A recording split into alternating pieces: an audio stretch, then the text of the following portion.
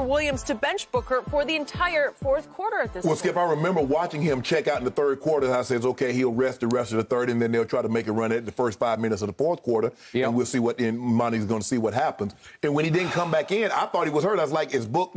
Book must be hurt. Had the same thought. And then I realized that it's over. I think Monty Williams realized that it was over. He's like, okay, if they can make a push, if my backup unit can make a push, get it within 10, I'll bring Book back. But if they can't, I'm going to let this thing go, and I'm going to get ready for a Wednesday night. And I thought that's what he did. He waved the white flag. It's over. You got this one. You guys played well. We're going to move on. We're going to get ready for Wednesday. Book just didn't have it last night, Skip. A lot of that he missed some shots that he had made in every playoff series throughout. So it wasn't like all of a sudden, Middleton did a great job. They got into him early. They bodied him up a lot. But those are the shots that he was making. And for whatever reason, he just didn't have it last night. And they can't win a game with him not having it. So for me, I'm not going to read too much into it. I think the biggest thing, DeAndre Ayton's going to have to stay on the court, and Book is going to have to play better. It's as simple as that. And I believe they will come Wednesday. But I think Milwaukee is sensing like, you know what, guys? We've out-rebounded them. We've got scored more points in the paint. We've done a lot of good things. We should be up 2-1 while you're bull jiving. So they're going to have their hands full come Wednesday because that crowd in the building, that crowd outside of the building, it's been electric. They've been great. And in the playoffs, there haven't been very many teams that's been better than Milwaukee at home.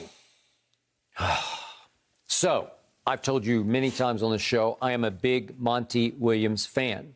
Very happy for him. He got to the finals. He and Chris Paul, they deserve a ring. This is their spotlight. This is their opportunity.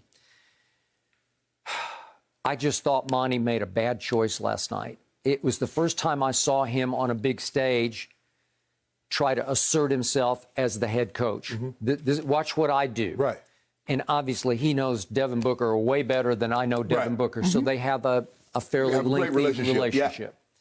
But I thought it was a little bit of a grandstand play for a head coach who decided, I want to take him out of harm's way. And instead, he put him in harm's way because now Devin Booker is in the harshest, brightest, hottest spotlight for the next, because we got 3 days before they go again in Milwaukee. The story will be Devin Booker benched in the fourth quarter by his coach. Right. Ostensibly to protect him and to rest him. Right. Here's how I feel about that. Shooters shoot. Shooters need to see balls go through baskets. And if you had just let it flow, let it play its way out, if you'd started him in the fourth quarter and just see where it goes, maybe he'd make a couple of shots that would make him feel a little better about Game 4. Right. What have you always told me about what happened in the 2015 finals when LeBron lost Game 4 when he was up 2-1 in his house? Against a Golden State that obviously didn't yet have Kevin Durant. What did you tell me about Game 3?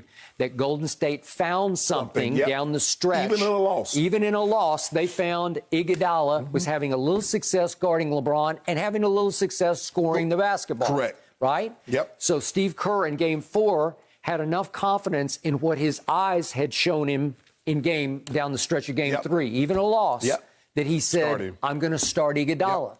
Who simply became the MVP of those finals and turned the whole series around with the job he did on offense and defensively on LeBron in Game 4 in Cleveland. Okay, same idea.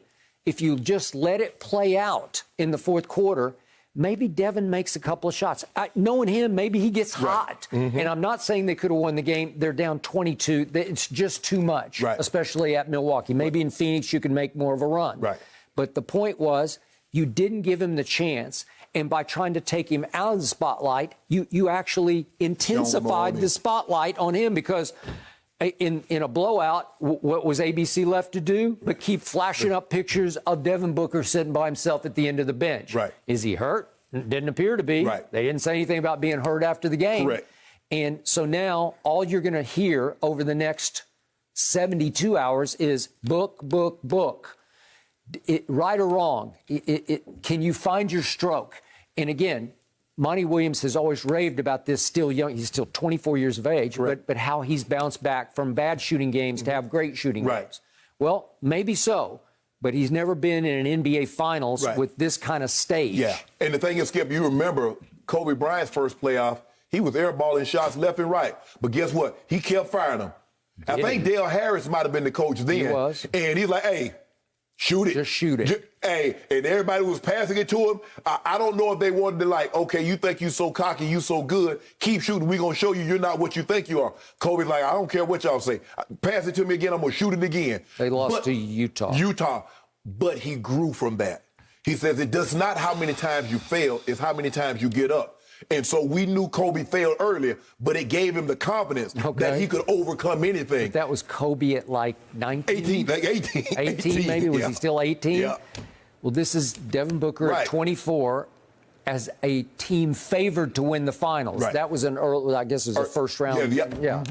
Against Utah. I just think the thing was that Monty said, look, Skip, he was checking the temperature of the room. It wasn't like they were making threes. Now, Skip, you down 22 and your team was making threes. Well, you got a chance.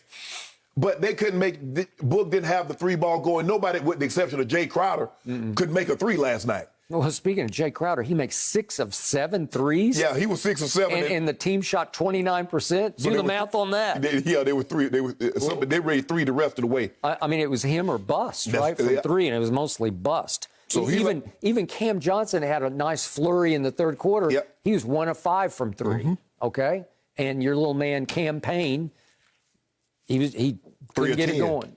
And 0 of 2 from 3. Yeah, I mean, think about it. He played 24 minutes, and he played more minutes than Ayton. But Ayton's got to stay out of foul trouble. Book's going to play better, but I don't know now, because the thing is, the one thing that you want, if you lose a close ball game, but they got blown out, Milwaukee's feeling really, really good right about now. You got that right. I agree.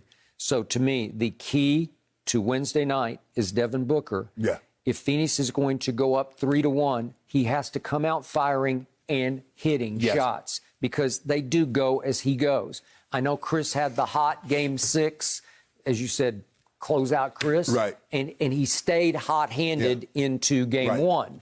And he had a little bit of a hot hand to start last night. Yeah, he did. Until he noticed that Scott Foster was calling fouls that you're like, what? And the point is, Devin Booker has to carry them, or they're going to go home 2-2, and the momentum is going to swing wildly to Milwaukee. Skip, I don't care what they build. They can build a wall, they can build a fence, but they need to do something to keep Giannis from getting to the basket so easy.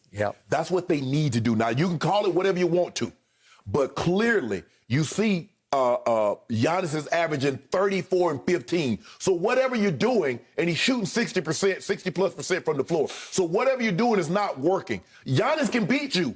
A team that's this with a superstar, and that's what Giannis is. He is. And 2 really good role players, Holiday and Middleton, they can beat you, Phoenix. Now you playing around and think, well, we got game 7. But a game 7 and another team has a superstar, oh, they can go in your building and beat you. Thank you for watching. You can subscribe here to get the latest from the show, and be sure to check out more of the best clips from Undisputed, or go watch a few other segments from our other shows on FS1.